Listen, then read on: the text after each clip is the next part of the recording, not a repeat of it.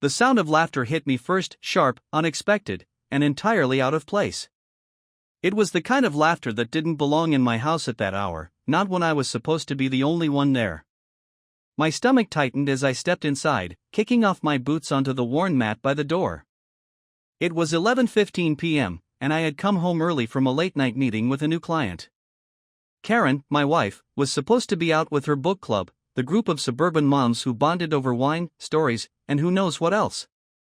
Except that wasn't book club laughter. That was younger, freer, two voices, hers and a man's. I froze in the dimly lit hallway, trying to make sense of it.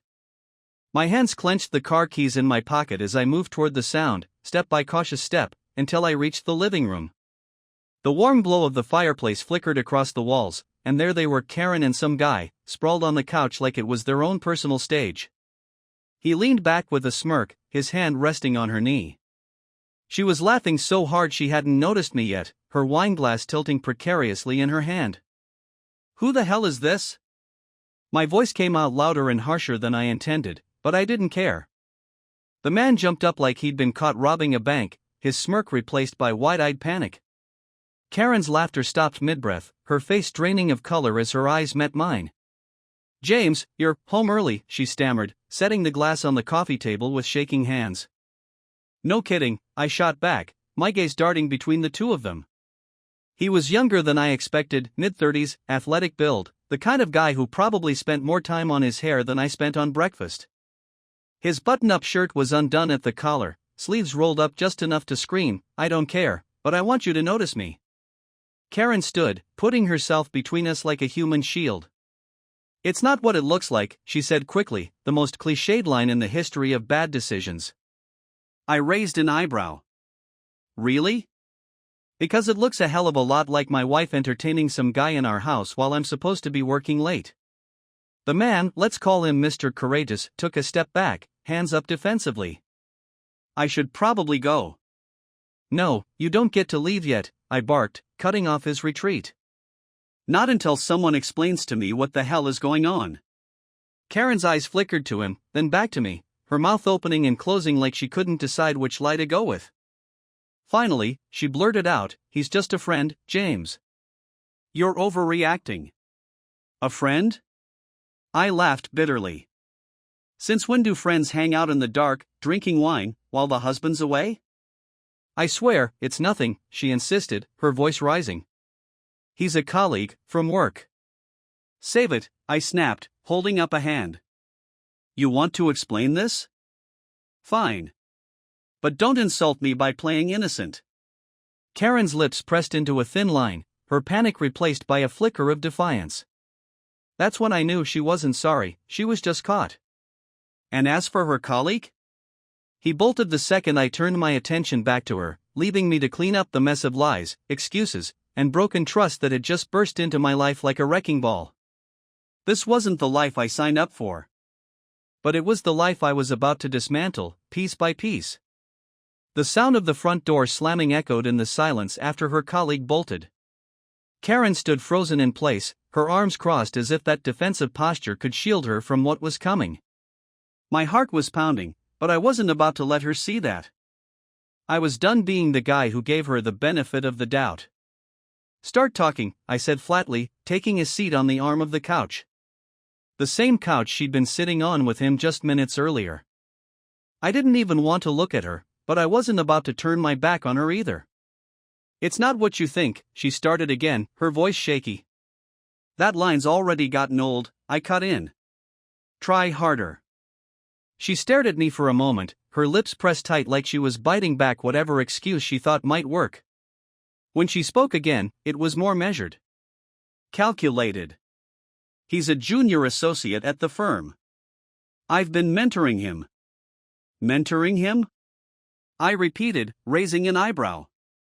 "Is that what we're calling it now?" "Because I've seen plenty of mentoring in my life, and it doesn't look like that." Karen's face flushed, but she held her ground. I didn't think it was a big deal to have him over. We were going over case notes, and one thing led to another. We started talking about life, and you forgot you were married?" I shot back. Her jaw tightened. "I didn't forget. Nothing happened, James. Nothing happened? I stood, taking a step toward her. You really expect me to believe that? I come home to find you drinking wine, laughing, and cozying up on the couch with some guy, and you think I'm just going to buy your nothing happened story? It's the truth, she snapped, her voice rising. I know how it looks, but you're making this into something it's not. I'm making this into something? I said, incredulous. Karen, I've spent years trusting you. Never doubting you. But tonight, I walked into my own home and found you acting like a single woman with your so-called colleague. So, forgive me if I don't just take your word for it. She looked away, her arms tightening around her chest. You've always been jealous, she muttered, almost under her breath. That hit a nerve. I stepped closer, forcing her to look at me. Don't you dare try to turn this around on me, I said evenly. This isn't about me being jealous. This is about you disrespecting our marriage. So, either you start being honest, or this conversation is over. She didn't respond right away. Instead, she walked over to the wine glass she'd abandoned and picked it up, taking a long sip as if she needed the liquid courage to keep going. When she finally looked at me again, her expression was cold. Defiant. Fine, she said. You want the truth? Here it is. I've been unhappy for a long time, James. You're always working late. You barely talk to me anymore. I'm not even sure you notice when I'm in the room. So, yeah, maybe I enjoy the attention. Maybe I like feeling like I'm worth someone's time. I let out a sharp breath, the anger rising in me like a tide. You think I don't notice you? You think I don't care? Karen, everything I do for this family. For you, for the kids. Don't you dare pretend like I'm the one who checked out. She shook her head, her eyes glistening with tears she refused to let fall. You don't get it. You never have. No, I said, my voice hard. What I don't get is how you can stand there and justify this. How you can act like this is my fault, when you're the one who invited another man into our home, our marriage. You're the one who broke the rules, Karen. Not me. For a moment, neither of us said anything. The weight of her silence was heavier than any argument we could have had. Then, she set the wine glass down with a deliberate clink and crossed her arms again. So, what now? She asked, her voice flat. Now. I echoed. Now I figure out just how far this goes. And you, I pointed at her, my hand trembling with rage. You're going to tell me everything. Who is he really? How long has this been going on? And don't lie to me, because if I find out later, it's going to be worse for you. Her defiance cracked then, and she looked down at her feet, her shoulders slumping. His name's Ryan, she admitted quietly. He's been at the firm for about a year. We started working together a few months ago. And? I prompted, my patience wearing thin. And? I don't know, she said, throwing her hands up. We talk. We get along. He makes me feel, she trailed off, and when she looked up at me, there was something raw in her expression. He makes me feel seen, James. Seen? I repeated, the word bitter on my tongue. You're seen, Karen. By me, by our kids. You're the center of this family. Don't pretend like you're invisible. You don't understand, she said, shaking her head. I'm not saying it's right, but it's how I feel. I stared at her, a mixture of anger and disbelief swirling in my chest. Did you sleep with him? Her head snapped up, her eyes wide. No. I swear, James, it never got physical. I didn't respond immediately. I studied her face, looking for any sign of deception. Do the kids know about this? No, she said quickly, shaking her head. Of course not. Good, I said. Because if they did, I'd never forgive you for dragging them into this mess. She flinched at that, but I didn't care. I was done playing the understanding husband.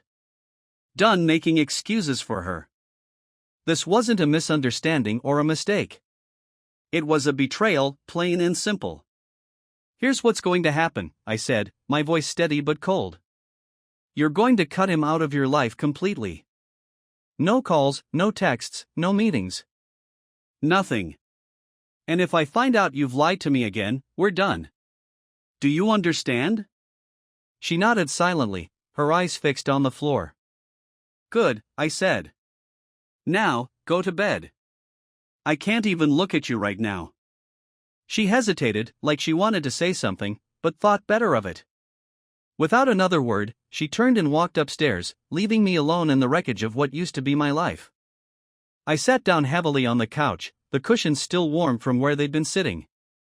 My mind raced with questions, doubts, and a searing sense of betrayal. This wasn't over. Not by a long shot. And I was going to get to the bottom of it, no matter how much it hurt. I didn't sleep that night. Karen went upstairs, but I stayed in the living room, sitting on the edge of the couch like I was afraid to get too comfortable. Every time I closed my eyes, I saw that smirk on Ryan's face, the way Karen's hand had rested so casually on the couch beside him, just close enough to feel intimate. My thoughts circled like vultures, picking at every detail. Was this the first time? Was she lying about it not being physical? How far had she really gone? By the time the first rays of daylight filtered through the blinds, my jaw ached from grinding my teeth. I had no appetite, no energy, but I had a gnawing need to know more. Her answers last night hadn't satisfied me. They felt rehearsed, too easy. Karen had never been one to fumble for words, even when she was caught off guard. And the way she'd said, "He makes me feel seen," what the hell was that supposed to mean? Was I supposed to feel guilty because some junior associate made her feel special? At 7 a.m., I heard the sound of footsteps upstairs. She was awake. A part of me wanted to storm up there and demand answers, but I knew I needed to stay calm. If I lost my temper, she'd find a way to twist this into me being the bad guy. No, I had to handle this with control. Karen came downstairs dressed for work, her hair tied back neatly, her face carefully neutral. She hesitated at the bottom of the stairs when she saw me. "You didn't sleep," she said, like she cared. "No," I replied flatly. "We're not done." Her shoulders slumped slightly, but she nodded. I figured. She walked into the kitchen, poured herself a cup of coffee, and leaned against the counter, facing me. "What do you want to know?" she asked, her voice steady but cautious. "Everything," I said, standing and crossing my arms. "How long has this been going on?" She sighed, looking into her coffee like the answer was swirling in her cup. "I told you, we've been working together for a few months." "That's it. He's just a coworker." I narrowed my eyes. "That's not everything. You don't laugh like that with just a coworker. You don't invite just a coworker into your home when your husband's not here. So, stop dancing around it and tell me the truth." Her lips tightened, and for a moment, I thought she was going to keep up the act. But then she surprised me. "Fine," she said, setting the coffee cup down sharply. "You're right. We've been close. Too close. It started at work lunches, conversations. He'd stay late sometimes to help me with cases, and I don't know. I liked the attention, okay? It felt good to talk to someone who wasn't constantly busy or distracted. And I'm just some distraction to you?" I asked, my voice hard. "No, James, that's not what I meant," she said quickly. "But you're always working. You're always stressed. And when we do talk, it's about bills, or schedules, or the kids. It's never about us anymore." "So, this is my fault," I said, glaring at her. "You're unhappy, so instead of talking to me, you decide to cozy up to someone else? That's your solution?" "I didn't plan this," she snapped, her voice rising. "I didn't wake up one day and decide to." She stopped herself, taking a deep breath. "Look, I'm sorry. I know I crossed a line. But nothing happened, James. I swear. It was just stupid flirting. That's all." "Flirting," I repeated, shaking my head. "Do you even hear yourself? You're married, Karen. Flirting isn't harmless. It's betrayal. Her face flushed, but she didn't argue. Instead, she crossed her arms and looked at me defiantly. What do you want me to say, James? That I'm a terrible person? That I messed up? Fine. I did. I was wrong. But it's not like you've been perfect either. Don't, I said, my voice low in warning. Don't try to shift the blame onto me. I'm not blaming you, she said, her tone softer but still firm.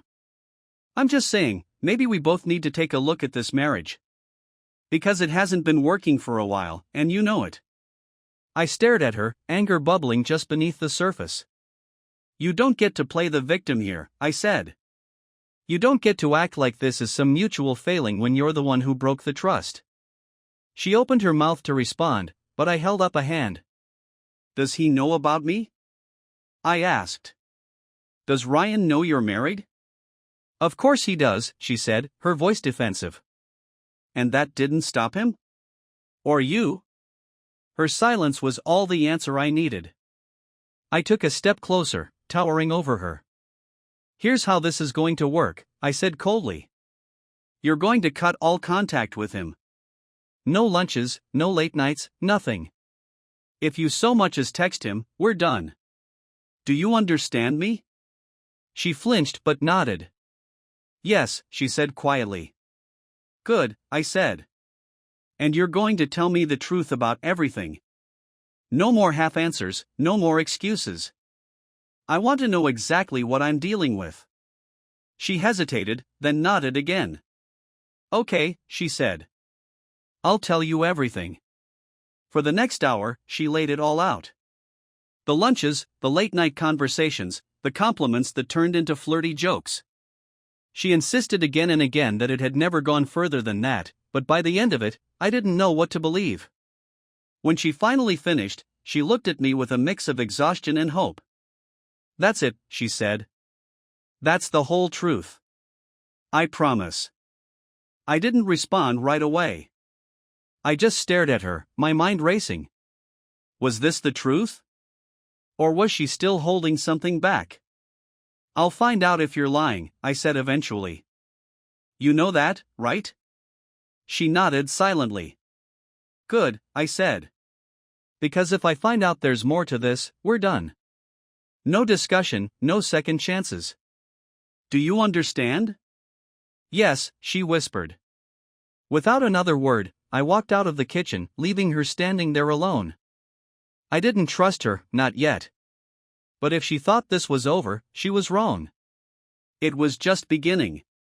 Karen's answers didn't sit right with me. The more I replayed her words in my head, the more they felt rehearsed. It wasn't just the way she spoke, it was the details, or lack thereof.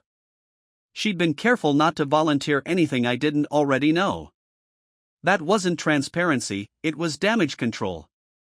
By the next morning, I had decided that if she wasn't going to give me the whole truth, I'd get it myself. I wasn't looking for an apology or even reconciliation at that point. I wanted to know just how deep this betrayal ran. And once I knew, I'd decide what to do next. Karen left for work as if nothing had happened, giving me a small, cautious smile as she walked out the door. I didn't smile back. As soon as she was gone, I got to work. I started by going through her phone records. We were on the same phone plan, which meant I had access to all her call logs and text history. It didn't take long to find Ryan's number, it was the one that showed up almost daily, sometimes multiple times a day. There were late-night calls, too, often lasting an hour or more. I clenched my jaw as I scrolled through the dates and times. This wasn't a slip-up or a momentary lapse in judgment. It was a pattern.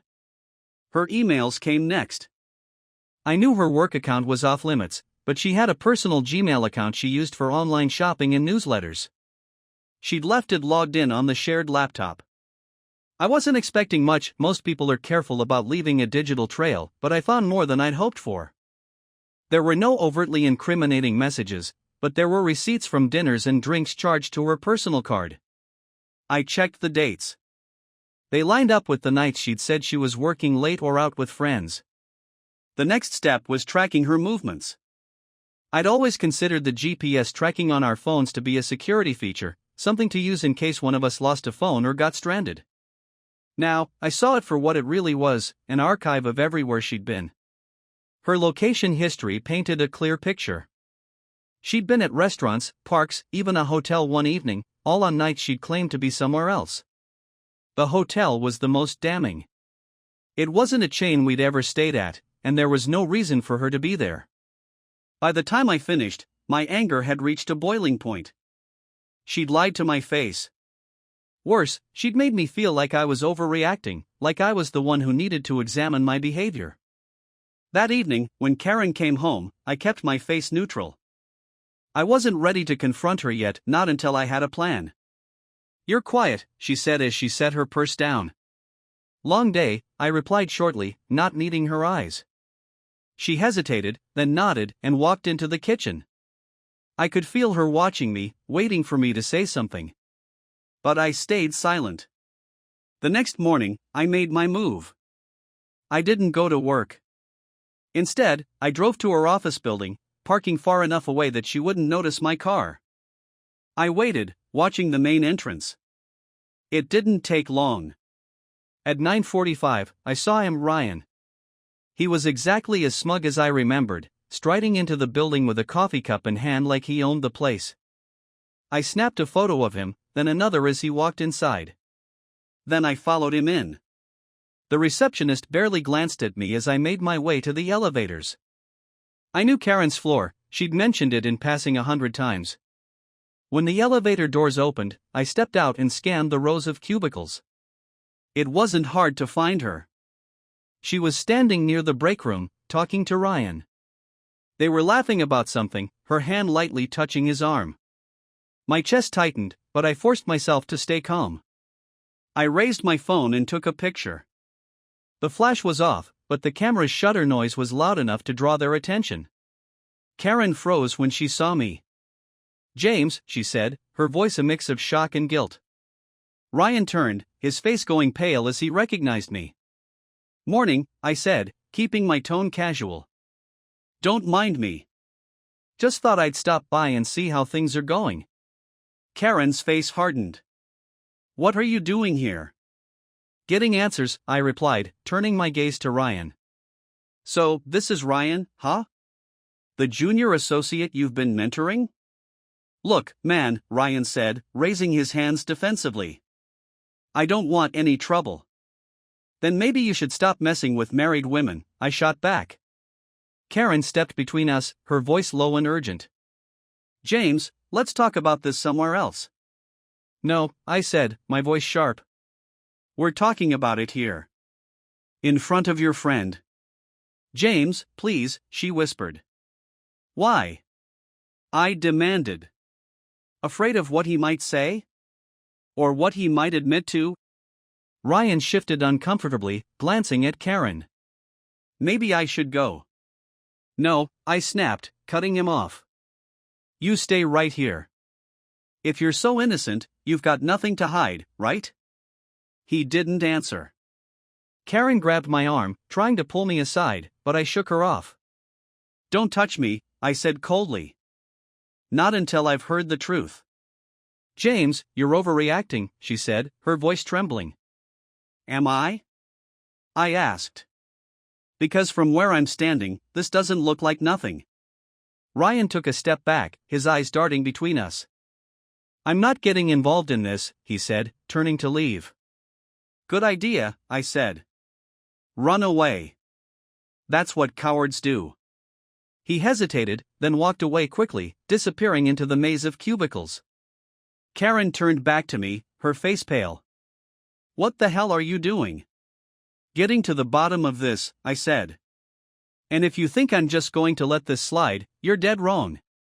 She opened her mouth to respond, but I held up a hand. "Don't bother," I said. "We'll finish this conversation at home. And trust me, Karen, you're not going to like what I have to say." With that, I turned and walked out, leaving her standing there, surrounded by the wreckage of her lies. This wasn't over, not by a long shot. When I left her office, I didn't go home. I needed time to think, to channel the anger coursing through me into something productive. Karen wasn't going to wriggle out of this with half-hearted apologies or claims of misunderstandings. I needed to take control of the situation, not just for myself but for the sake of our kids and what remained of my dignity. I parked at a nearby coffee shop and pulled out my laptop. If Karen thought she could lie her way out of this, I was going to make sure she understood the gravity of her actions. I began piecing together a plan, one that would ensure I had the upper hand when the time came to confront her again. The first step was collecting every piece of evidence I had. I organized the call logs, location data, and receipts into a digital folder, labeling everything clearly.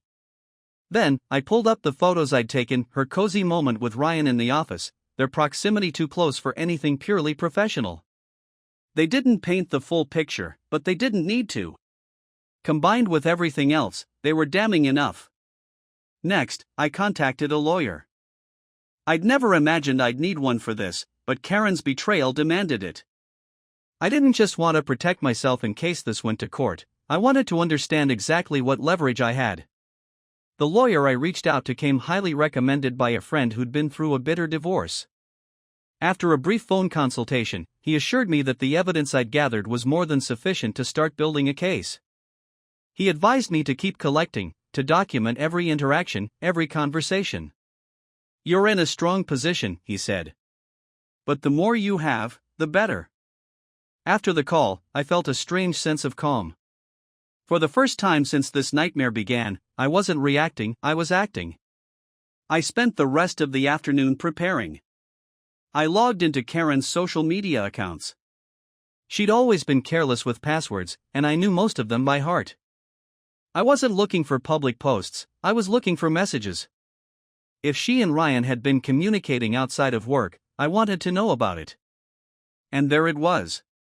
In her Facebook Messenger, hidden in an archive thread, were messages from Ryan. They weren't explicit, but they didn't need to be. They talked about meeting up, about how much fun they'd had at dinner, about how refreshing it was to be with someone who really got it. My chest tightened as I read through them, each message another nail in the coffin of our marriage. This wasn't just casual flirting. This was a deliberate, ongoing relationship. By the time I went home, it was nearly 8 p.m. The kids were at a friend's house for the night, so it was just Karen and me.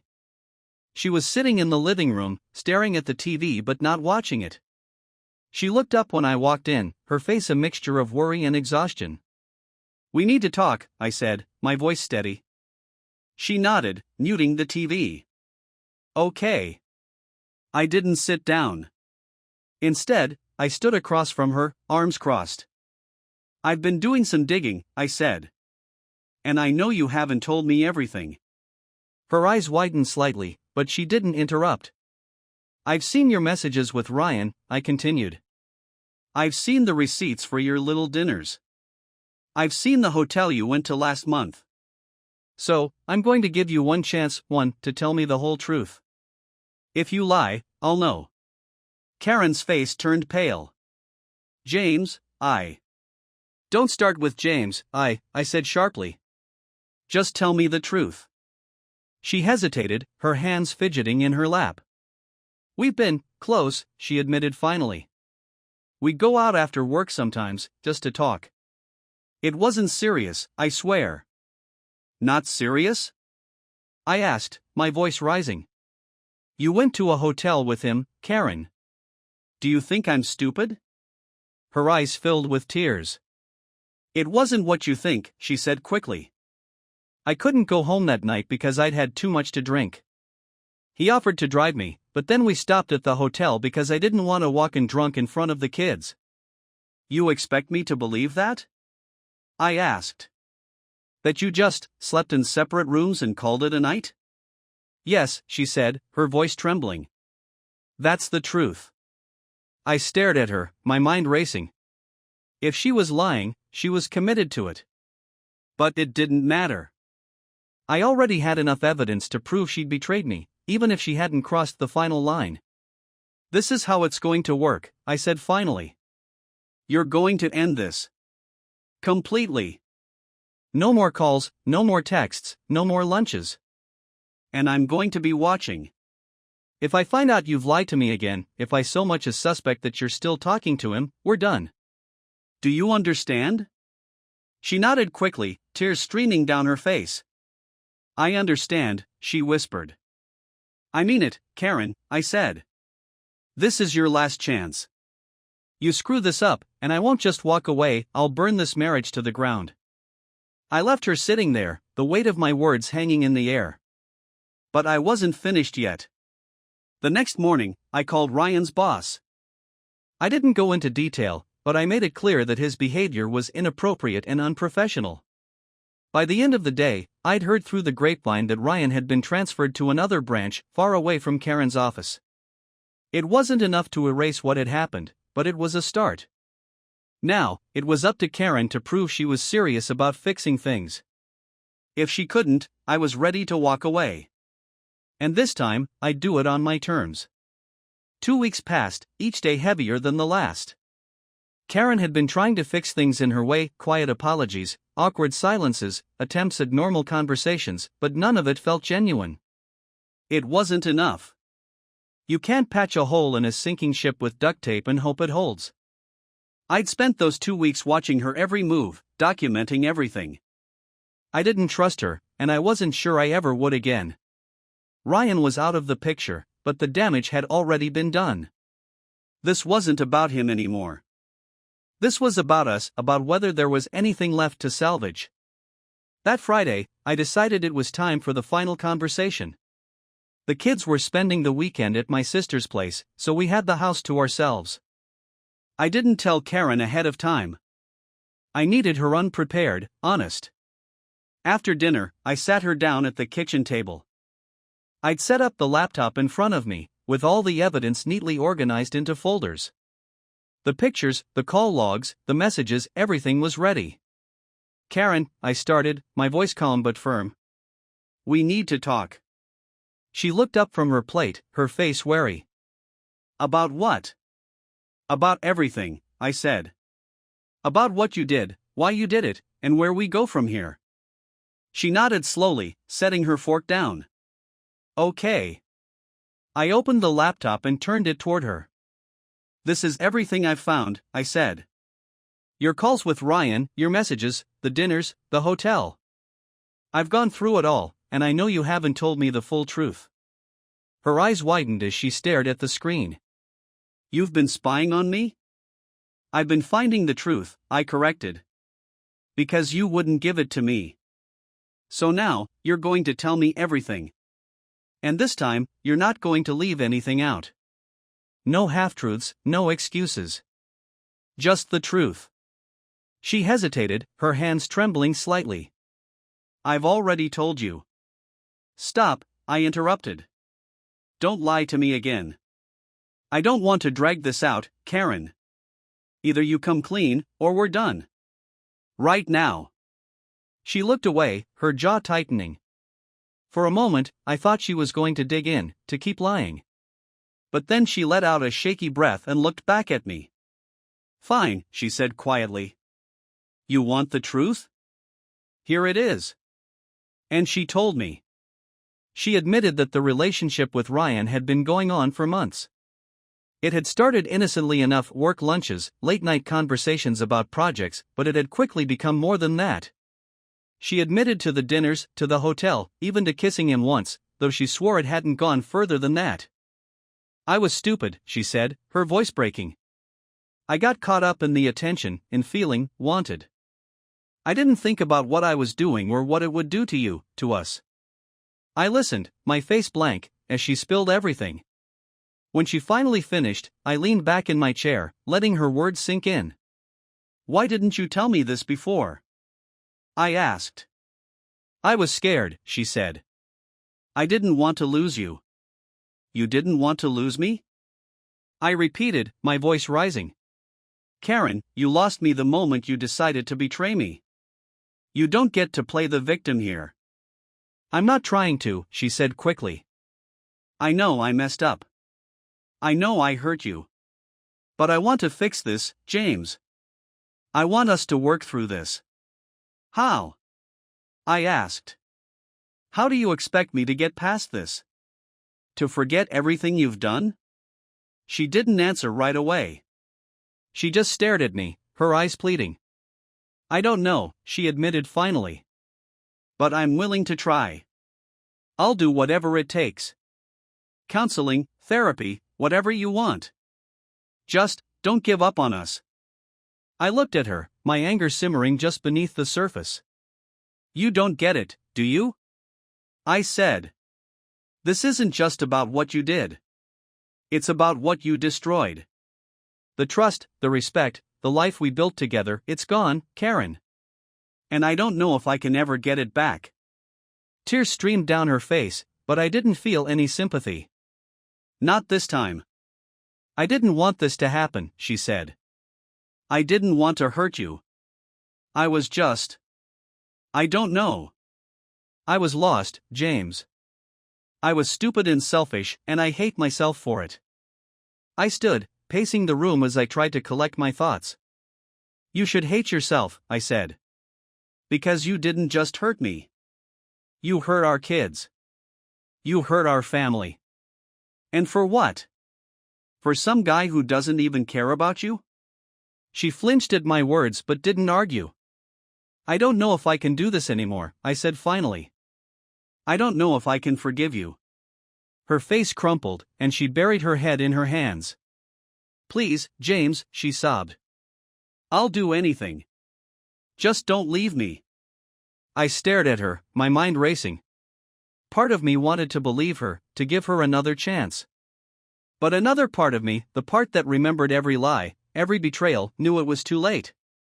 I need time, I said eventually. I can't make a decision right now. She nodded, wiping her tears. Okay. Take all the time you need. I'll do whatever it takes to prove to you that I'm sorry, that I want to make this right. I didn't respond. I just walked out of the room, leaving her alone with her guilt. That night, I lay awake, staring at the ceiling. I didn't know what the future held, but one thing was certain, nothing would ever be the same. Whether we stayed together or not, Karen's betrayal had changed everything. And I wasn't sure if I could ever forgive her. The next morning, I called the lawyer again. It was time to prepare for the worst.